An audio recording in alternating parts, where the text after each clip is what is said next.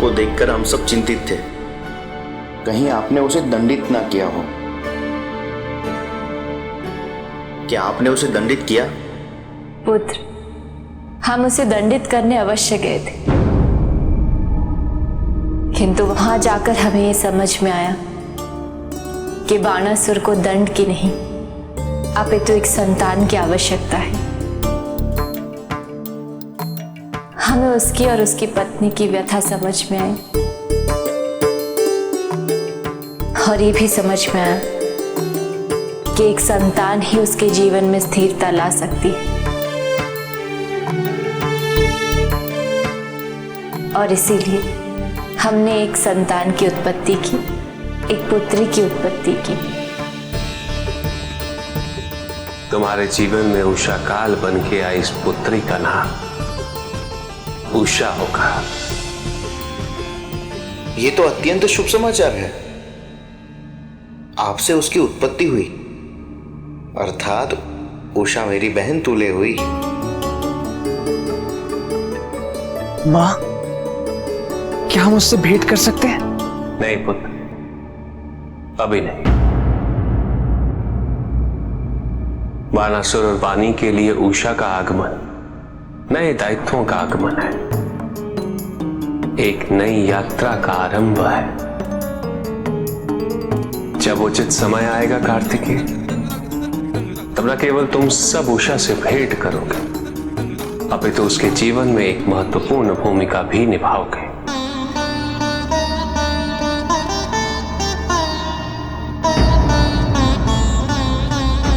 उद्घोषणा कर दो कि बाणासुर के भवन में पुत्री का आगमन हुआ है। सबको पता चलना चाहिए कि उनका राजा कितना प्रसन्न है। अवश्य महाराज, राज्य के सभी प्रांतों में यह सूचना अति शीघ्र पहुंचा दी जाएगी। परंतु महाराज, उद्घोषणा क्या करवानी है? पुत्री आपकी है या महादेव और माता पार्वती की? और आप सिर्फ उसका लालन पालन? मूर्ख!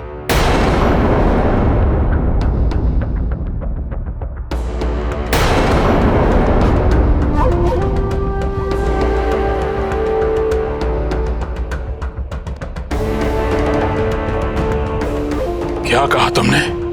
सुना नहीं था तुमने मैंने जो कहा कि मेरे भवन में पुत्री का आगमन हुआ है। तुमने उसे महादेव और माता पार्वती की पुत्री कह के किसे अपमानित करना चाहा?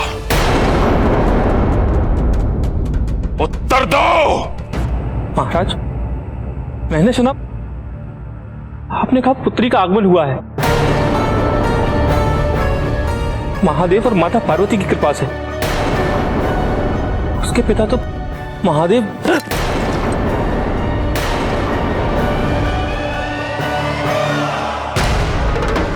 वो मेरी पुत्री है, उसका पिता हूं मैं। सुन रहे हो ना तुम? स्वामी,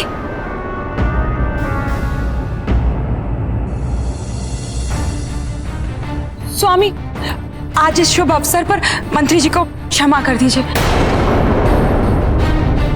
आपने समझा दिया ना, उनसे भूल हो गई, दोबारा ऐसा नहीं होगा। यदि बाणासुर ने अपने आप पर नियंत्रण नहीं पाया तो नकारात्मकता पुनः जागृत हो जाएगी।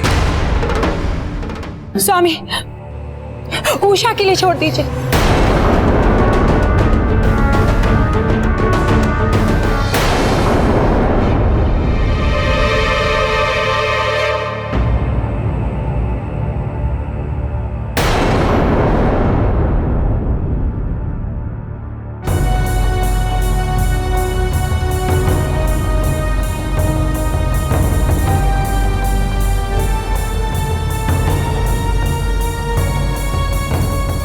मुझे क्षमा कर दीजिए।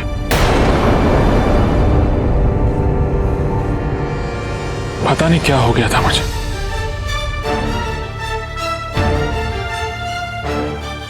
जाइए और मेरी पुत्री के आगमन की उद्घोषणा कराइए। जी महाराज।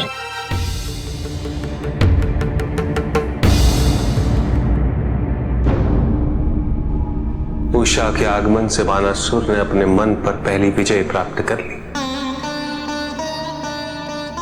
अर्थात तुमने जो उससे पुत्री देने का निर्णय लिया वो उचित था पार्वती।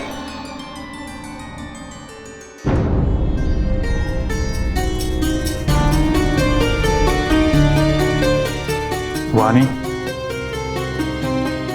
जानती हो, जब से हमारी पुत्री उषा का आगमन हुआ है मैं प्रतिपल केवल इसी के बारे में सोचता रहता हूं। अपने पिता का स्पर्श पाने के लिए कितनी लालायित होगी मेरी पुत्री।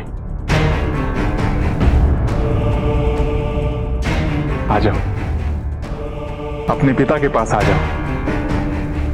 तुम्हारे पिता भी तुम्हें अपनी गोद में लेने के लिए कब से लालायित है।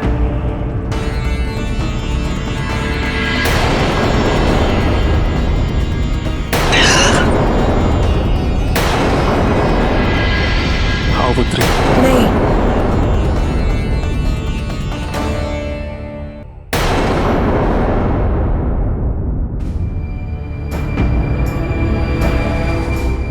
वात्सल्य की इस अति में कहीं स्वामी उषा को स्वयं ही कोई क्षति न पहुंचा दे।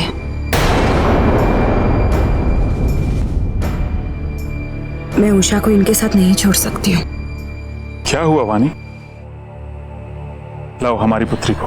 स्वामी, वो उषा को भूख लगी है और जब तक भूख शांत नहीं होगी तो निद्रा कैसे आएगी ना। मैं अभी आती हूँ।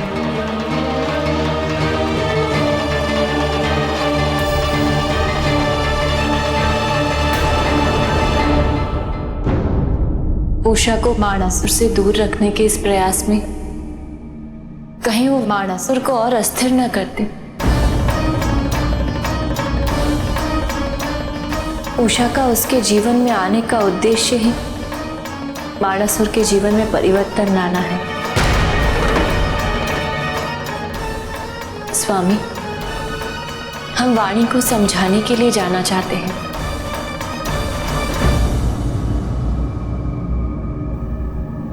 नहीं पार्वती, इसमें हमारा हस्तक्षेप उचित नहीं है।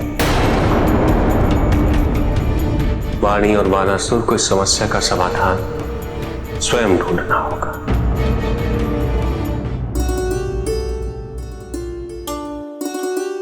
पार्वती, मुझे एक दूसरे कार्य की पूर्ति करनी है।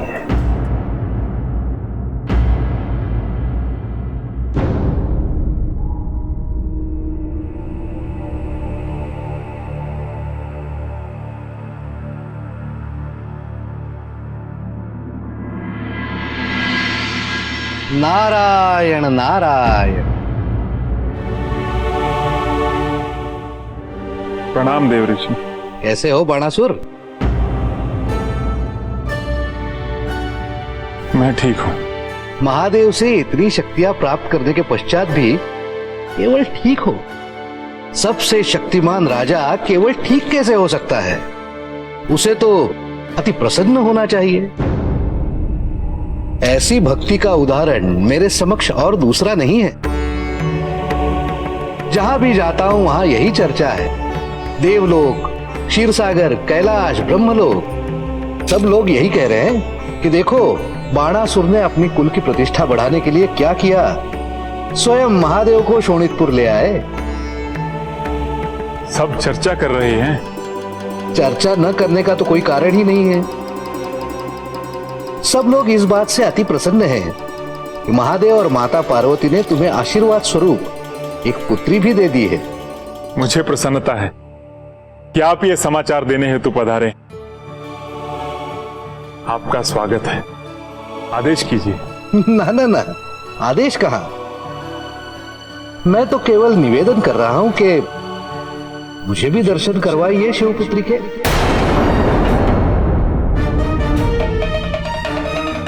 देव ऋषि, उषा बाणासुर पुत्री है। महादेव ने वो कन्या मुझे दी है। निसंदेह निसंदेह। क्षमा कीजिए बाणासुर, तो क्या मुझे अपनी पुत्री के दर्शन नहीं करवाओगे? अवश्य देव ऋषि, आइए आइए। नारायण नारायण।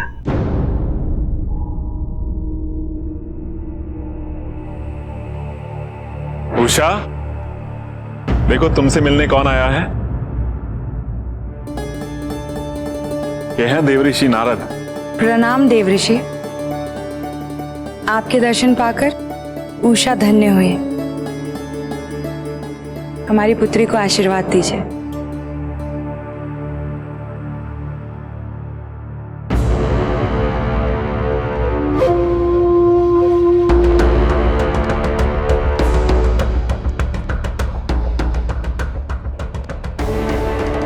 मुझे तो आग्रह करने पर भी उषा को पकड़ने नहीं दिया वाणी ने।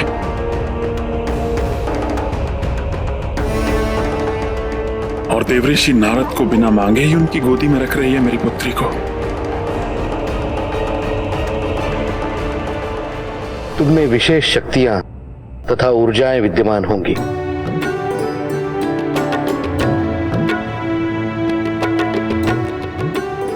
और महादेव और नारायण के संबंध में तुम एक महत्वपूर्ण महान भूमिका निभाओगी। मेरा आशीर्वाद सदैव तुम्हारे साथ है।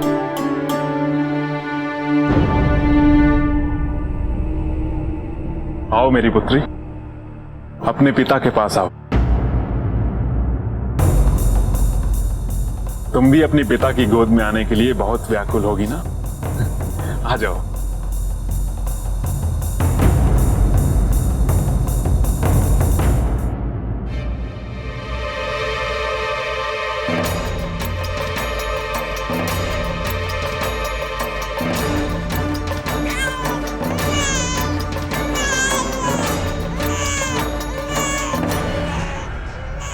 प्रतीत होता है कि उषा को क्षुधा लगी है।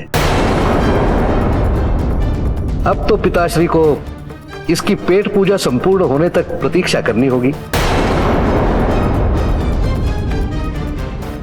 और पेट पूजा करने के लिए उषा को अपनी माता के पास जाना होगा।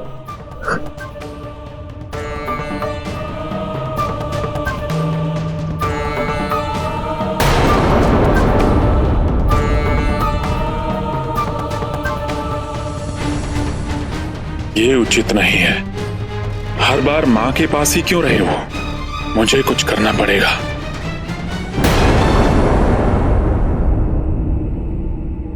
भैरव,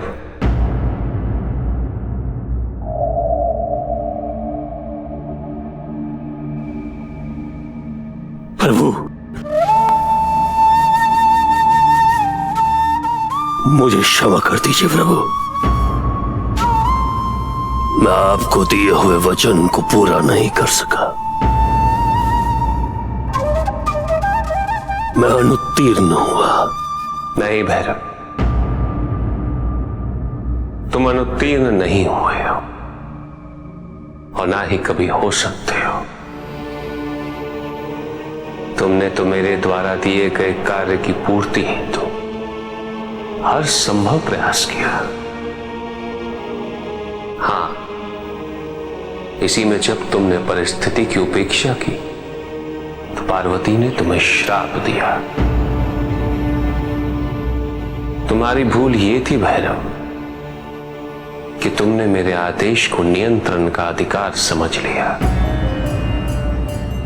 जबकि उद्देश्य तो था ही नहीं। आदेश का पालन करने वाले के लिए अनिवार्य है भैरव कि वो आदेश को समझे और आदेश के साथ दिए गए अधिकार को भी। तुमसे बस यही भूल हुई है। मुझे अपनी भूल का बोध हो गया है प्रभु। मैंने न केवल देवी पार्वती, कणप्रेत, नंदी, अपितु कुबेर को भी कष्ट पहुंचाया है। उन्हें मेरे कारण अत्यंत असुविधा हुई है प्रभु। मुझे जब भी आपकी और देवी पार्वती की सेवा करने का अवसर प्राप्त होगा, मैं आपको निराश नहीं करूंगा प्रभु। किंतु प्रभु, मुझे देवी पार्वती द्वारा दिए गए श्राप से मुक्ति कब मिलेगी? भैरव, ये श्राप तुम्हें मेरे आदेश को पूर्ण करने की प्रक्रिया में मिला है। तुम्हारी मुक्ति हेतु मैं स्वयं महेश अवतार लेकर मृत्यु लोक आऊंगा।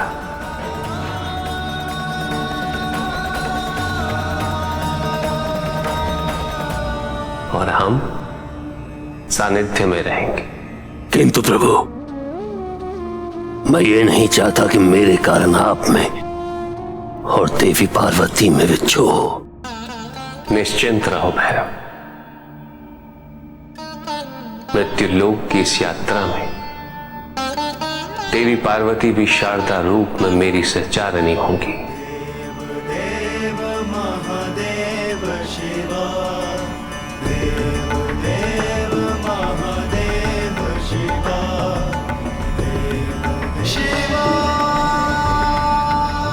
तुम्हारा भविष्य पथ प्रशस्त हो भैरव, कल्याण हो।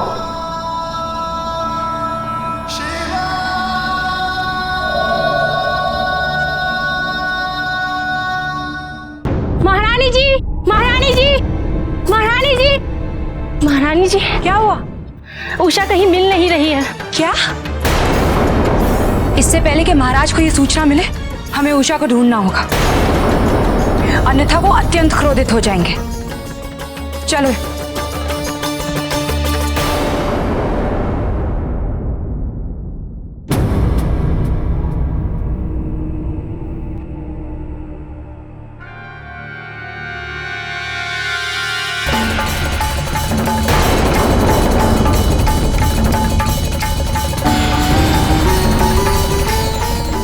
उषा कहीं नहीं है, महाराज को सूचित करना पड़ेगा। किंतु आपने तो कहा था महाराज क्रोधित होंगे। इस समय उषा को ढूंढना प्राथमिकता है।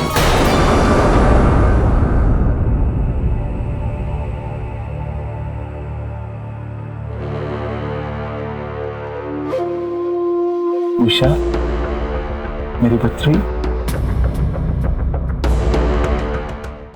जानती हो पुत्री, मैं तुमसे कितना प्रेम करता हूं। मैं एक क्षण के लिए भी तुमसे विछोह सहन नहीं कर सकता। तुम्हारी माता सोचती है कि वो तुम्हें मुझसे भी अधिक प्रेम करती है, किंतु सत्य ये है कि मुझसे अधिक प्रेम तुम्हें इस संसार में और कोई नहीं कर सकता। बाणासुर,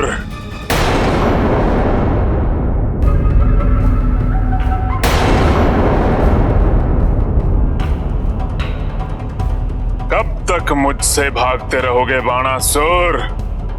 कब तक मेरी उपेक्षा करते रहोगे?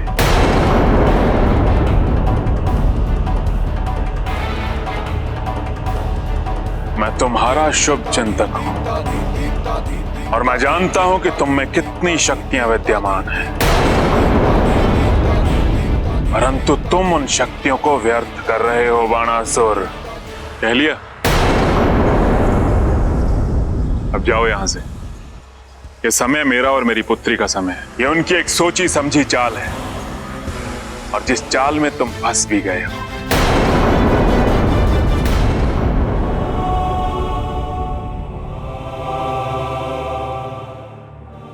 उषा कहीं नहीं है, मुझे स्वयं ही महाराज को सूचित करना होगा।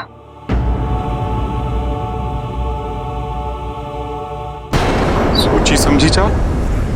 तुम्हें सारी शक्तियां देकर भी अशक्त रखने की चाल। पहले महादेव ने स्वयं उपस्थित होकर यह कार्य किया, किंतु जब उन्हें लगा कि तुम उन्हें जाने के लिए कह रहे हो, तो माता पार्वती को यहां बुला के तुम्हें इस पुत्री का पालन पोषण करने का दायित्व सौंप दिया, क्योंकि वो जानते थे कि तुम इसके मोह में सब कुछ भूल बैठोगे। और जानते हो सबसे दुख की बात क्या है? तुम्हारी ही पत्नी को तुम पर विश्वास नहीं रहा। उसे लगता है कि तुम स्वयं अपनी पुत्री को हानि पहुंचा दोगे। इसीलिए तो बार बार उसने तुम्हारी ही पुत्री को तुमसे दूर रखा, तुम्हारी गोद में नहीं आने दिया उसे। कैसे निर्लज हो तुम। तुम्हारे सामने अपनी पुत्री को प्राथमिकता देने के बाद भी जा नहीं रहे हो यहां से तुम।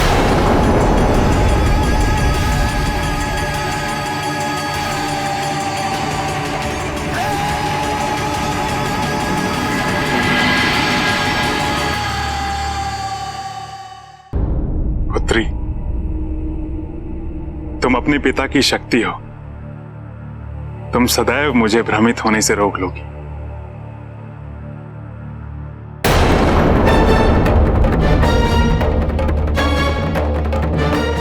तो स्वामी ने इसे ढूंढ भी लिया। देखा कितनी प्रसन्न है मेरी पुत्री मेरे पास। यदि अपनी माता के पास होती तो वो तुम्हें लोरी सुना के निद्रा अवस्था में भेजने का प्रयास कर रही होती। इसीलिए तो मैं तुम्हें चुपके से यहां ले आया हूं। किसी को भी पता नहीं होगा कि तुम कहां हो।